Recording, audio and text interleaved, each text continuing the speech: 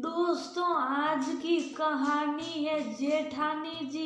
मुझसे अब अपने पिता की तीमारदारी की उम्मीद ना ही करना। दोस्तों, कहानी शुरू करने से पहले अगर आपने हमारे चैनल को सब्सक्राइब नहीं किया हो तो कर लीजिए ताकि आपके पास पहुंच सके हर नया वीडियो। पर था मुझे 2 दिनों के लिए कलकत्ता जाना है। ऑफिस की एक मीटिंग अटेंड करने सोच रहा था तुम लोगों को भी लेता चलूं। तुम्हारे बड़े भाई साहब भी बार बार बुलाते रहते हैं तुम लोगों को, तो चलो इस बार घूम ही लो। कार्तिक ने कहा। पर्दा की मम्मी कुछ दिनों के लिए अपने 5 और 2 साल के नाती नाती से मिलने उसके पास आई हुई थी। पर्दा ने जब उनसे पूछा तो उन्होंने मना कर दिया और बोली, तेरे मामा भी इसी शहर में रहते हैं, मैं इतने दिन उन लोगों से मिल आऊंगी, तुम लोग आराम से जाओ। 7 दिन बाद जब जाना था, एंड जाने से एक दिन पहले पर्दा की जेठानी के मायके से उनके पिता और भाई पिता का इलाज करवाने उसके शहर आ गए और रहने के लिए कार्तिक के घर। ये क्या बिना फोन किए चले आए, कल जाना भी है, अब क्या करें। पर्दा दुखी होकर कार्तिक से बोली, क्या करे मतलब, अरे मुझे फोन किए थे पिताजी को दिखाने आ रहे तो क्या मना कर देता, तुम यही रहो, मुझे तो जाना ही है तो मैं जाऊंगा। कार्तिक ने अपना फरमान सुना दिया। ये देखकर पर्दा की मम्मी ने कहा, कार्तिक ऐसा कीजिए, आप लोग जाइए, मैं यहीं रह जाऊंगी, उन लोगों के लिए खाना ही तो बनाना है, वो मैं देख लूंगी। पहली बार बेटी कलकत्ता जाने को लेकर उत्साहित है, फिर पूरी तैयारी कर रखी है तो ले जाइए, वैसे भी बहुत वक्त से ये कहीं गई भी नहीं है। कार्तिक वे मन से राजी हुए। फिर जब जेठानी के भाई को पता चला कलकत्ता जाने का प्रोग्राम बना हुआ है तो बोले, अरे कार्तिक जी बता देते तो 2 दिन बाद आते, कोई जल्दी नहीं था, फिर आप हमारी वजह से प्रोग्राम कैंसिल मत कीजिए, मम्मी अकेली ना पड़ जाइए। सोचकर पर्दा ने कार्तिक से कहकर अपनी मामी सास को भी अपने घर बुला लिया जो उसी शहर में पास में ही रहती थी और उन लोगों को अच्छे से जानती भी थी और हमेशा उनका यहाँ आना जाना लगा रहता था ताकि दोनों समदर का मन भी लगा रहे और मेहमानों का आभगत भी हो सके, क्योंकि पर्दा की माँ जेठानी के परिवार को बस 6 साल से ही जान रही थी, पर मामी सास 12 साल से। फिर पर्दा 2 दिन कलकत्ता घूमकर आ गई।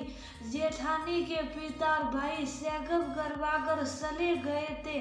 घर में मामी सास मम्मी ही रह गई थी। मामी सास भी जाने को तैयार थी कि पर्दा ने कहा, चाय बनाकर राती को पीकर जाइएगा।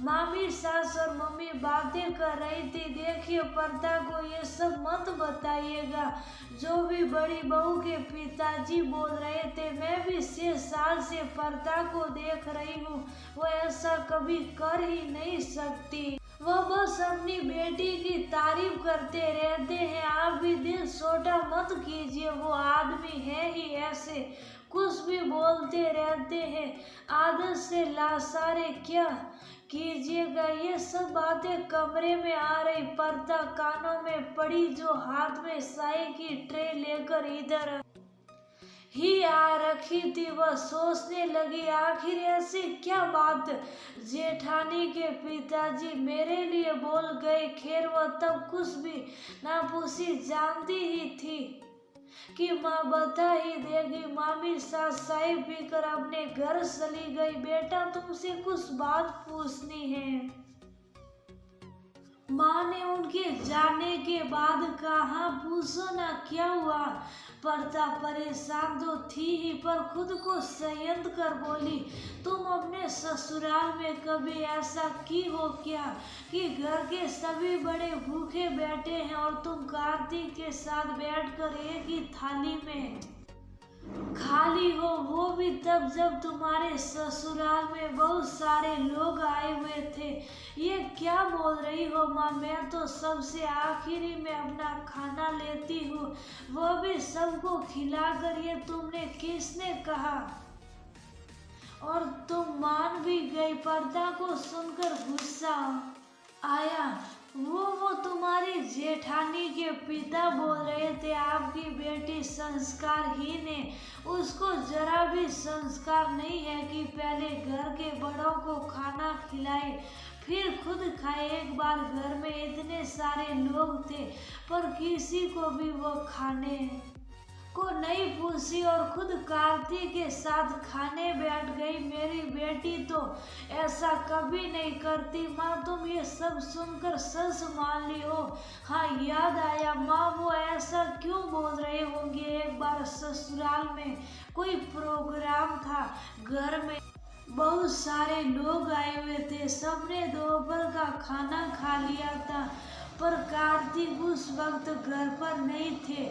मैं उनका इंतजार कर रही थी। शाम का वक्त था जब कार्तिक बाहर से भूखे आए। मैं उनको खाना देने गई तो वह मुझसे पूछे, तुमने खा लिया? तुम जानती ही हो माँ, मैं उनके बाद ही खाती हूँ। मैं बोली, आपका ही इंतजार कर रही थी। तो बोले, आओ साथ में ही खा लो। शायद उस दिन ही वो देखे होंगे जिस बेटी की वह इतनी तारीफ कर रहे हैं, वह तो घर में सबसे पहले खा लेती है। कहती है भूख बर्दाश्त नहीं होता, ऊपर से सबके खाने का कोई वक्त तय तो है नहीं। मैंने खुद कितनी बार देखा है कैसे इंसान है वह। देखो मेरे घर में आकर मेरी ही माँ से मेरी झूठी शिकायत कर गए और अपनी बेटी को संस्कारी और मुझे संस्कारहीन बता गए। तुमने कुछ कहा तो होगा नहीं। पर्दा को जेठानी के पिता पर बहुत गुस्सा आ रहा था। बेटा तेरी जेठानी के पिता थे, मैं कैसे कुछ बोल सकती थी। गुस्सा तो बहुत आ रहा था पर ये सोच जरूर रही थी कि मेरी बेटी ऐसा कर ही नहीं सकती, पर कुछ बोल ना पाई। क्या पता कार्तिक को पता चले तो वह बुरा ना मान जाइए। सोच चुप रह गई। पर मामी सास ने कहा था, पर्दा कभी ऐसा नहीं करती हैं। यहाँ तो हम लोग अक्सर आते रहते हैं। हम जब भी आते हैं या किसी फंक्शन में ही क्यों ना जाए, सबको पूछ कर खाना देकर ही खुद खाती हैं। आपको गलत फहमी हुआ होगा बेटा। मुझे सच में गुस्सा बहुत आया उस वक्त।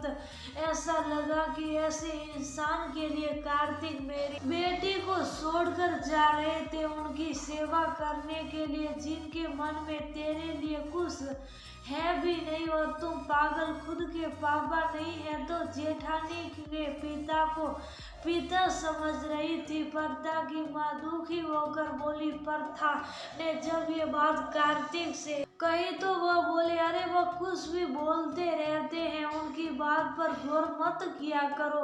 नहीं कार्तिक, ये बात मेरे दिल के लगी है, गलती करती तो समझ जाता और मुझे संस्कारहीन कहकर चले गए। मेरे मन में उनके लिए कुछ भी नहीं रह सकता, ना समाना आप भगत करने की हिम्मत जो एक माँ से उसकी ही बेटी के घर में साय की सुस्की लेकर उसकी बुराई करे, जिसके घर में आकर वो रह रहे हैं। ऐसे इंसान को इज्जत तुम दे सकते हो, मैं नहीं। मुझसे अब उनकी तीमारदारी की उम्मीद ना ही करना। अगले महीने जब वह फिर से आए तो तुम समझ लेना कैसे क्या करना है। पता नहीं संस्कार किसे कहते हैं और संस्कारहीन किसे। पर्दा का मन उसकी इस बात को से खट्टा हो चुका था।